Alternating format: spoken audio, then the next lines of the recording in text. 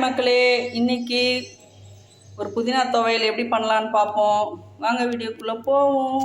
நான் வந்து ஒரு கட்டு புதினா எடுத்து நல்லா வந்து க்ளீன் பண்ணி தண்ணியில் ஊற போட்டு வச்சுருக்கேங்க. இதுலேயே வந்து கொஞ்சம் கொத்தமல்லியும் கருவேப்பிலையும் போட்டிருக்கேன். இருந்துச்சுன்னா போடுங்க, இல்லைன்னா வெறும் புதினாவை கூட போடலாம். 2 டீஸ்பூன் அளவு உளுத்தம்பருப்பு, ஒரு துண்டு இஞ்சி தோல் சீவி வச்சுருக்கேன், ஒரு 6 காஞ்ச மிளகா. இது வந்து காரம் அந்த அளவுக்கு இருக்காது, அதனால் நான் 6 மிளகா எடுத்திருக்கேன்.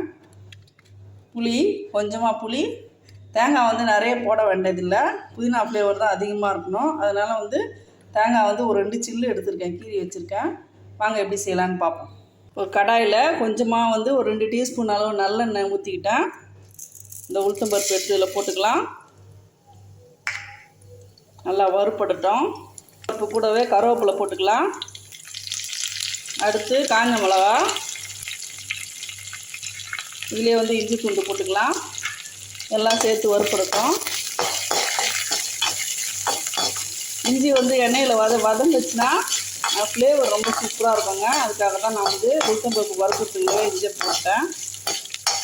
உளுத்தம்பருப்பு வந்து தீஞ்சிச்சுன்னா நல்லா இருக்காது.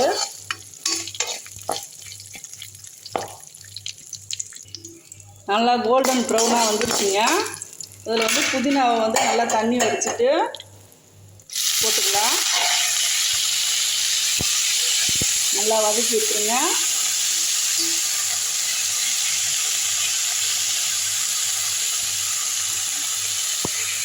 கீரையில் என்ன சத்து இருக்கோ அதே சத்து தாங்க புதினா, கொத்தமல்லி, கருவேப்பிலை எல்லாத்துலேயுமே கீரையில் இருக்கிற சத்து தாங்க இருக்குது.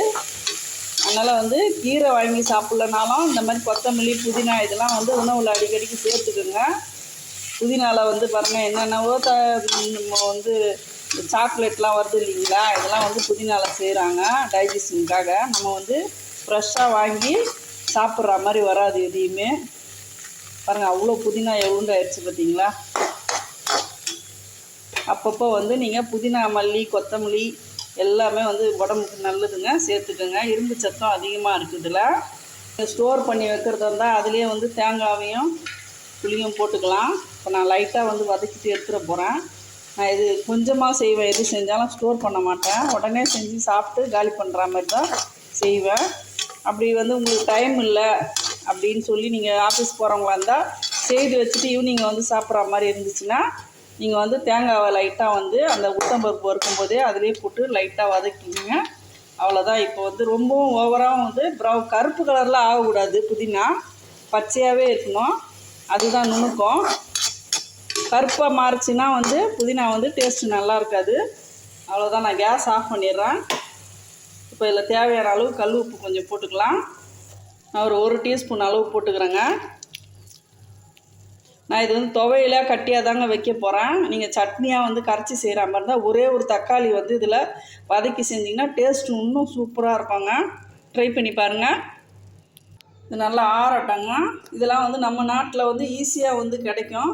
நம்ம நாட்டிலே விளையிற எல்லா பொருளையுமே நம்ம தாராளமாக சாப்பிட்லாம். வெளிநாட்டு பொருளுங்களை முடிஞ்ச அளவுக்கு வந்து அதில் வந்து மோகம் செலுத்தாதீங்க. நம்ம நாட்டு பொருள்கள் எல்லாத்தையுமே விளையிறது எல்லாத்தையுமே ஈஸியாக கிடைக்கிற எல்லாத்தையுமே வந்து நம்ம சாப்பிடணும். எதையுமே ஒதுக்காதீங்க. இது நம்ம நாட்டுக்கு நல்லது. அவ்வளோதாங்க. நல்லா ஆறிடுச்சு, ஜாரில் போட்டாச்சு. இப்போ நல்லா வந்து நைஸாக அரைச்சிட்டு வந்துடலாம்.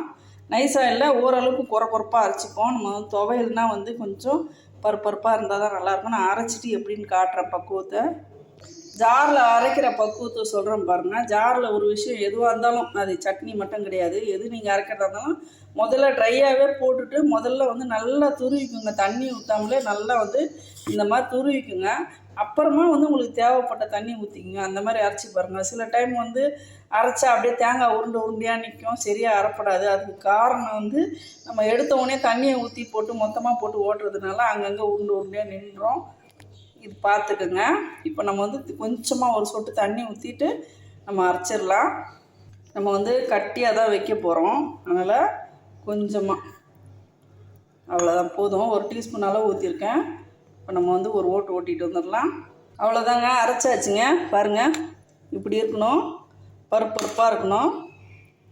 பாருங்க இப்படி பருப்பாக இருக்கணும். அப்போ வந்து நம்மளுக்கு வந்து சாப்பாட்டுக்கு வந்து சைடிஷாக வந்து இதை வச்சுக்கிட்டு அழகாக சாப்பிட்லாம். காய்கறி பொரியல் தான் சாப்பிடணுன்னு அவசியம் இல்லை. எங்கள் வீட்டுங்களில் எங்கள் அம்மாலாம் வந்து சமையலுக்கு வந்து சாப்பாடு செஞ்சாங்கன்னா வந்து கூட்டுக்கு பதில் இந்த மாதிரி துவையல் செய்வாங்க. ஒரு நாளைக்கு ஒரு வகையான துவையல் வைப்பாங்க. இப்போ துவையல்லாம் யாருமே சாப்பிட்றது இல்லைங்க. இந்த மாதிரி கட்டியாக வச்சுட்டு சாப்பாட்டுக்கு வச்சு பாருங்கள், சூப்பராக இருக்கும். இப்போ இது ஒரு பவுலில் போட்டு லைட்டாக தாளிக்கிறதா இருந்தாலும் தாளிக்கலாம், இல்லை தாளிக்காமலே அப்படியே கூட சாப்பிட்லாங்க. துவையல் ரெடி. சாப்பாட்டு எல்லா வகையான சாப்பாடு, ரசம், சாம்பார், பருப்பு குழம்பு, காரக்குழம்பு எல்லாத்துக்குமே இந்த துவையல் மாதிரி கட்டியாக வச்சு சாப்பிடும்போது ரொம்ப சூப்பராக இருக்குங்க. வீட்டில் காய் இல்லைன்னு கவலையப்படாதீங்க. இனிமேல் காய் இல்லைன்னா 10 ரூபாய்க்கு புதினா வாங்கி ஒரு துவையல் வச்சுருங்க. இல்லைனாலும் வீடியோ உங்களுக்கு ரொம்ப பிடிச்சிருக்கோன்னு நினைக்கிறேன். வீடியோ பிடிச்சிருந்தா லைக் பண்ணுங்கள், ஷேர் பண்ணுங்கள், சப்ஸ்கிரைப் பண்ண மறக்காதீங்க. செய்துட்டு கமெண்ட் பண்ணுங்கள். அடுத்த வீடியோவில் பார்ப்போம். தேங்க்யூ.